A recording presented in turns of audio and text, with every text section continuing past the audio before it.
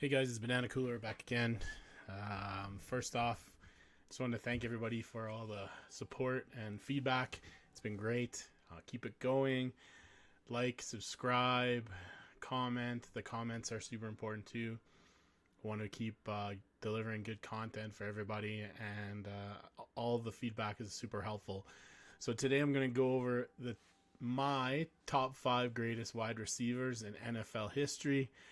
I'll be counting them down from 5 to 1, and just like anything else, this is subjective, and I'm sure there's going to be lots of different opinions on this one. It was really tough to pick the top 5. There's been so many great wide receivers, especially with how the use of receivers has really emerged over the last 10 to 15 years in the NFL, where it used to be based a running based game, and now it's turned into a passing based game. And you see that in a lot of the numbers of the recent guys, but some amazing receivers, and we'll get into it in just 1 second.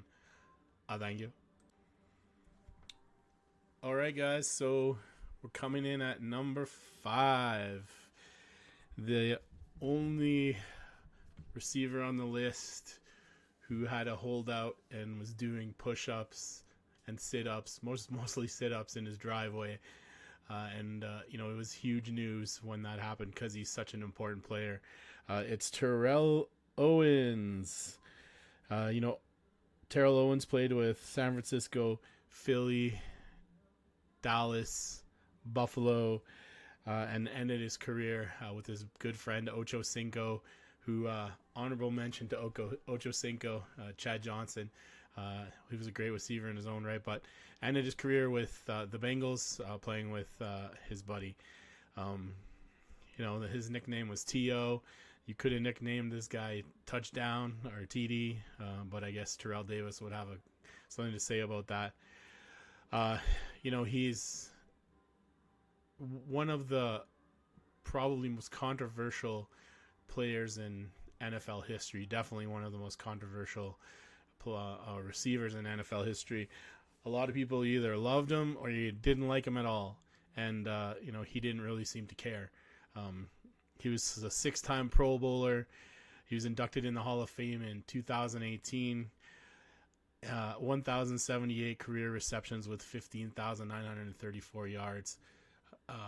Just had a massive Super Bowl coming off an injury where a lot of people thought he wouldn't even be able to play.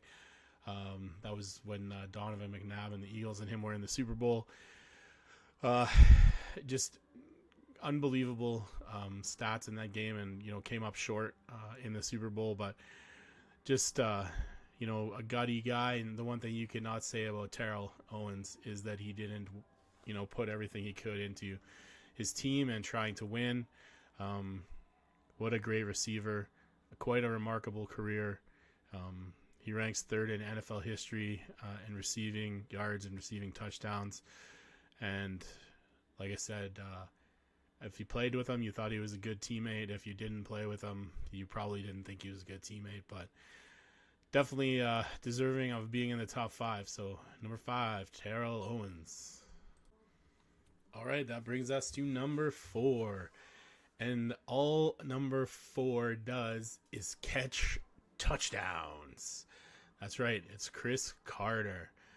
Chris was a slow starter when he started his career with the Eagles. He'll be the first to admit he had some issues. They let him go. Then he went to the Vikings and had a fantastic career. I think he was with the Vikings for 12 years. Finished off his career with the Dolphins for 1 season, but he played for 16 seasons, and then, like I said, the majority of it was with the Vikings. Had some really good quarterbacks, made some quarterbacks look really good. Was always a clutch player. Like you said, it seemed like he was always catching touchdowns, and that's probably why he has 131 career touchdowns. 1,101 catches for him for 13,899 receiving yards. To watch him play, he's a sleek receiver. Always seemed to be open. He would probably always tell you he was open. But just amazing amazing player. He was inducted in the Hall of Fame in 2013. Was selected in 8 Pro Bowls, and like I said, played on some really strong Vikings teams that couldn't get over the hump, unfortunately. But he did all he could to get those teams where they needed to be, and was like I said, he's a great receiver, and fell a bit short on winning the Super Bowl, but that's how it goes. So number 4, Chris Carter. All right, that brings us to number 3, and this player, played in an era, like I mentioned at the start, where the running back was pretty much the glory position in the NFL, and still had an amazing career. Definitely, had to overcome a lot of things from where he was playing, and like I said, had to not be the focal point, because the wide receivers weren't the focal point on NFL teams back then. But number 3 is Steve Largent. Steve Largent had 819 catches for 13,089 receiving yards, 101 career touchdowns, selected to 7 Pro Bowls. He was selected to the 1995 Hall of Fame class as well. Played his entire career with the Seahawks. I wouldn't say his quarterbacks were super stellar. I mean, he had Dave Craig for a while, but he did a lot, and his longevity really helped build up his numbers. But was a great receiver to watch. You could always count on him. He had 8 1,000-yard receiving seasons, which is impressive as well, and was a great player for the Seahawks. Number 3, Steve Largent. All right, guys, that brings us to number 2, and I think number 1's not up for debate, in my own personal opinion. Probably 2 for 10 you could debate, 2 through 10 you could debate, but this guy definitely belongs in any top 5. At number 2, we have the great Randy Moss. Straight cash, homie. Randy Moss started his career with the Vikings, then went to the Raiders, then the Patriots, then the Titans and the Vikings, and then ended his career with the 49ers. But Randy will forever be remembered for some amazing seasons with the Vikings and the Patriots. Randy broke into the league, and I've never seen a receiver. I've never actually seen, maybe with the exception of LT, a guy change the game so quickly. Randy's probably the first guy I would think of when you think of a quarterback just throwing it up and hoping that the receiver can catch it. That was kind of seemed like the playbook for the Vikings at certain times in that first season where Randy was Rookie of the Year. Just dominated in his rookie season, and for receivers, sometimes it takes a couple years for them to get comfortable with the league. Not Randy. He was Offensive Rookie of the Year. Just an amazing rookie season, and went on to have some other great seasons with the Vikings. Was with the Patriots in Tom Brady's best season for touchdown passes. Randy contributed a lot to that. Amazing numbers there. Randy had 157 touchdowns, 15,292 receiving yards, played in 6 Pro Bowls, and was inducted in the Hall of Fame in 2018. But he was an electric player. If you never got to see Randy play, you should watch some other YouTube videos of him playing. Made a lot of quarterbacks a lot of money. Like I said, you toss it in Randy's direction, he was going to catch it. And, made his own path in Green Bay, with his legendary or maybe infamous touchdown celebration there. But, you got to love the guy.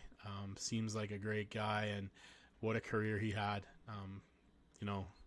Just an amazing rookie season, and just kept it going, and definitely deserving of all the accolades, and that's why he's number 2. All right, guys, that only leaves one spot, the number one spot. And I don't think this is up for debate. I don't think it's questionable. I think most people would have Jerry Rice in their number one spot.